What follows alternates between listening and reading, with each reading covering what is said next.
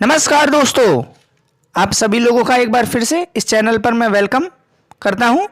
और आज हम लोग जो बात करने वाले हैं क्लास 12th की फ्लैमिंगो की बुक की एक और पोयम जिसका नाम आप स्क्रीन पर देख सकते हो, कीपिंग क्वाइट, जो कि पैब्लो नेरूडा के द्वारा लिखी हुई एक पोयम है। Actually first we have to know about the poem and about the writer's name. As all of you know, when we are going to discuss any poem, we'll discuss it in two ways. First in Hindi, after it in English.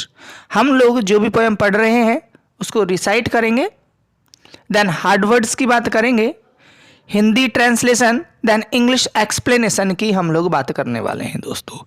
लेकिन एक बार फिर से आप लोगों से मैं निवेदन करता हूँ, इस चैनल को ज़्यादा से ज़्यादा लाइक करें, शेयर करें, कमेंट करें और इस चैनल को आप लोग सब्सक्राइब करें और करवाएं। Let's move for the first stanza of this poem. लेकिन इससे पहले हम लोग पैब्लो नेरूडा, एक्चुअली नेटाली रिकार्डो रेस बेसोल्टो का अगर नाम की हम बात करें, अगर हम लोग पेन नेम की बात करें तो है पैब्लो नेरूडा, जिनका कि बर्थ 1904 से लेकर के 1973 के बीच में इनका लाइफ स्पेन, जीवन काल रहा। चिली के पैरोल नामक एक शहर है, वहाँ पर पैदा हुए। नेरूडा की जो पोएम है वो इजी अंडरस्टैंडिंग है और इनमें पोइट जो है अपनी ब्यूटी का यूज़ कम ही करता है। After it I am going to tell you here an important information that in 1971 he got Nobel Prize for Literature also. Poem की बात करें तो इस पोएम में नेरूडा शांतिपूर्ण आत्मचिंतन और मनुष्यों के बीच जो पारस्परिक समझ की आवश्यकता के बारे में इस पोएम के थ्रू बात कर रहा है। दोस्तों, हम लोग बात करते हैं फर्स्ट स्टैंजा की। देखते हैं फर्स्ट स्टैंजा को। Now we will continue to 12 and we will all keep silent still for once on the face of the earth let's not speak in any language, let's stop for 1 second and not move our arms so much. It would be an exotic moment. Without rush, without engines, we would all be together in a sudden strangeness. That is your first stanza. आप लोग देख सकते हो कुछ, अगर हम typical words की बात करें, काउंट को हम लोग स्पीक बोल सकते हैं, स्टिल को हम लोग कंप्लीट साइलेंट बोल सकते हैं. Let's move for the Hindi translation. Writer is telling to us through these कि अब हम 12 तक काउंट करेंगे, 12 तक बोलेंगे, 12 तक स्पीकिंग करेंगे और हम सब कैसे हो जाएंगे? स्टिल हो जाएंगे, मीन्स साइलेंट हो जाएंगे, मीन्स हम लोग बिल्कुल शांत और स्थिर हो जाएंगे। दोस्तों, राइटर आगे कहता है ऑन दिस अर्थ, सरफेस की बात कर रहा है। एक्चुअली हम लोग इस फेस वर्ड को देखें, समझ में नहीं आए, फेस मीन्स जो ब्यूटी से रिलेटेड है वो नहीं है, दैट मीन्स सरफेस। यस, कम। पृथ्वी पर एक बार हम किसी भी भाषा में नहीं बोलेंगे, मतलब चुप रहेंगे। हम 1 सेकंड के लिए ही रुकेंगे और हम अपनी बाजुओं को भी नहीं हिलाएंगे, मीन्स इवन हम लोग हमारे बॉडी को भी मूवमेंट नहीं होने देंगे। और राइटर आगे कह रहा है जब ऐसा हो जाएगा, यह एक एक्सोटिक मोमेंट होगा, स्ट्रेंज, एक विलक्षण क्षण होगा, जिसमें ना तो भाग दौड़ होगी, रश नहीं होगा, हैस्ट नहीं होगा, ना ही इंजन चलेंगे। हम सब एक अजीब वातावरण के साथ रहेंगे। हम सब कैसे रहेंगे? स्ट्रेंजनेस के साथ में रहेंगे। दोस्तों, I have told you Hindi translation of this. Now move for the English translation. The poet emphasized the importance of keeping still and not speaking for a few moments. It would be an unusual moment when there will be no excited movements of men and no noise of engines. There will be perfect silence all around and we all will share an unusual experience. It will be a just moment for looking inwards. That is the English explanation of this stanza. Now दोस्तों second stanza की हम लोग बात करते हैं, लेकिन second stanza को हम लोग स्टार्ट करने से पहले हम लोग बात करते हैं। बात किसकी करेंगे? हम लोग शेयर करें, चैनल को लाइक करें, if you have any doubt तो आप लोग कमेंट करें। Let's move for the second stanza, that is before your computer और mobile screen. Okay, fisherman in the cold sea would not harm whales, and the men gathering salt would look at these hurt hands.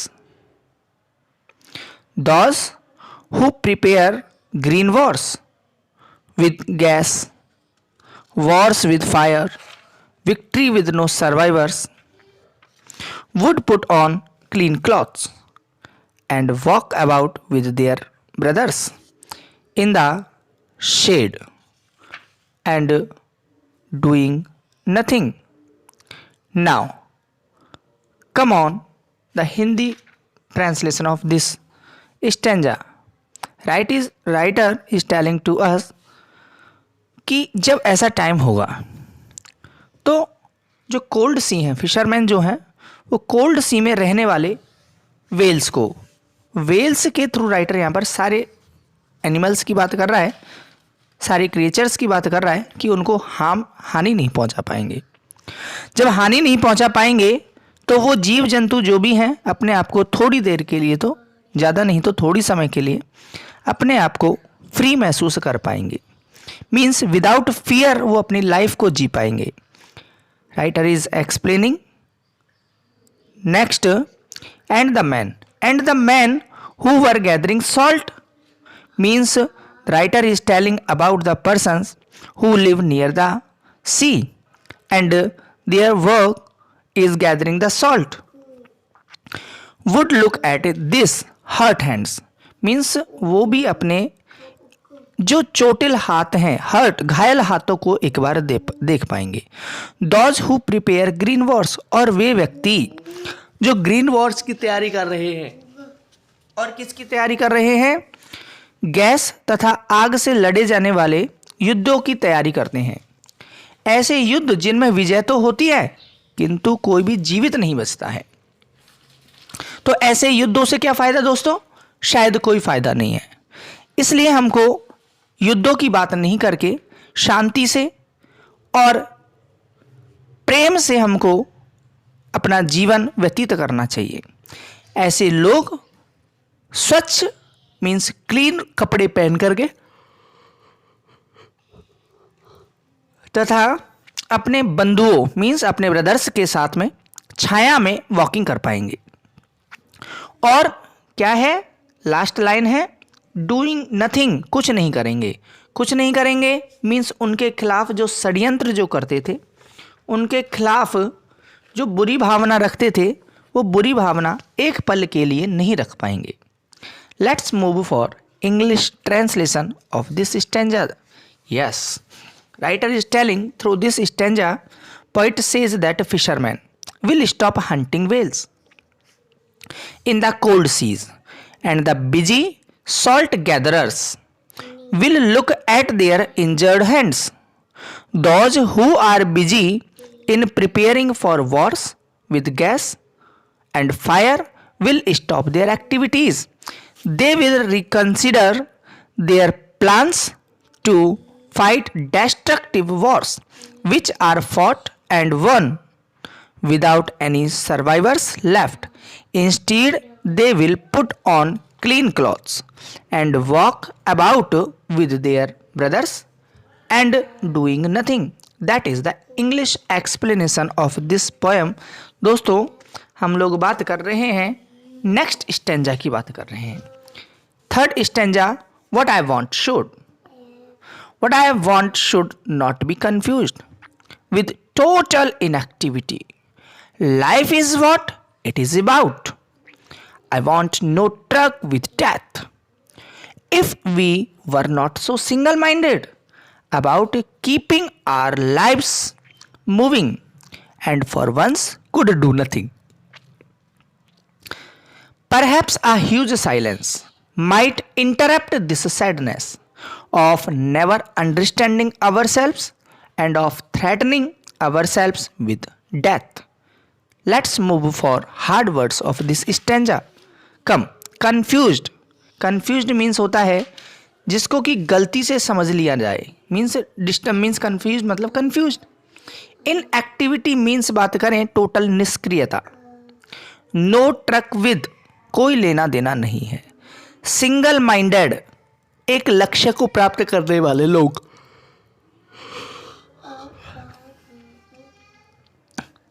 Interrupt करना means क्या करना, disturb करना.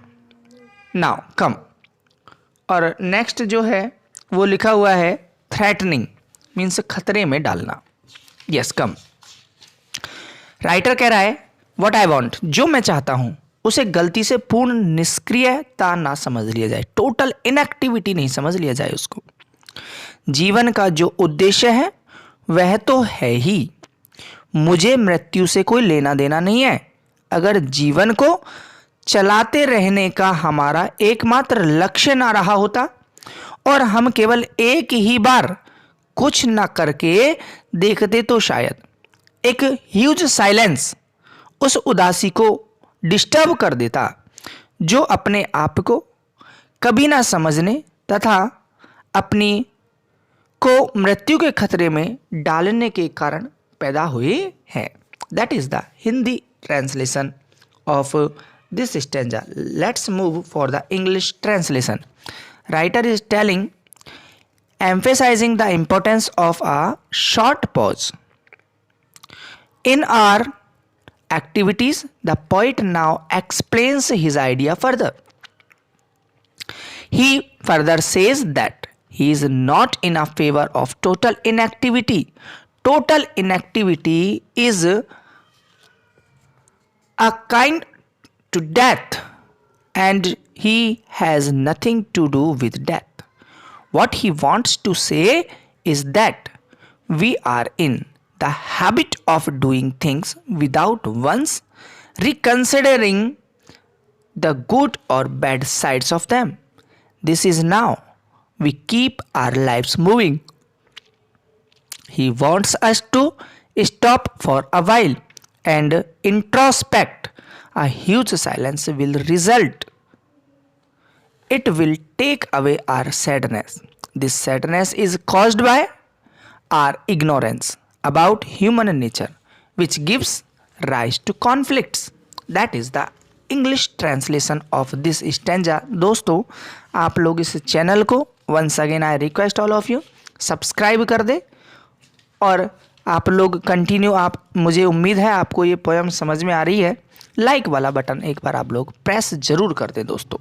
Now come on the last stanza, that is most important. दोस्तों, सबसे important जो stanza है इस poem की, आप लोग इस पर मोस्ट वेरी वेरी मोस्ट जितना भी मोस्ट आप लगा सकते हो वो लगा लो. 100% चांस होते हैं इस तरीके की एक स्टेंजा के क्वेश्चन पेपर में पूछे जाने की. Yes come on the topic. Perhaps the earth can teach us. Writer is telling the last stanza. Perhaps the earth can teach us as when everything seems dead and later proves to be alive. Now I'll count up to 12 and you keep quiet and I'll go. शायद पृथ्वी हमें कुछ सिखा सकती है कि जब सब कुछ मृत प्रतीत होता है और बाद में सब कुछ जीवित सिद्ध होता है. राइटर कह रहा है कि एक बार तो क्या है कि सब कुछ क्या है, मृत लग रहा है, सब कुछ साइलेंट है, सब कुछ बिल्कुल शांत है, और उसके बाद में एकदम से ऐसा लगे जैसे कि इसके अंदर क्या आ गया है, जीवन आ गई है. जैसे कि हम लोग बात करें, पृथ्वी जो है पतझड़ की जो एक सीज़न है उसमें मृत दिखाई देती है, किंतु वसंत में जीवन से परिपूर्ण हो जाती है। इसी प्रकार जब हम शांत एवं स्थिर होते हैं, हम अधिक अर्थपूर्ण भविष्य की तैयारी कर रहे होते हैं। Let's move for English translation. English translation की अगर हम लोग बात करें, writer is telling the poet says that we can learn a lesson from the earth just as the earth appears to be dead in autumn but is full of life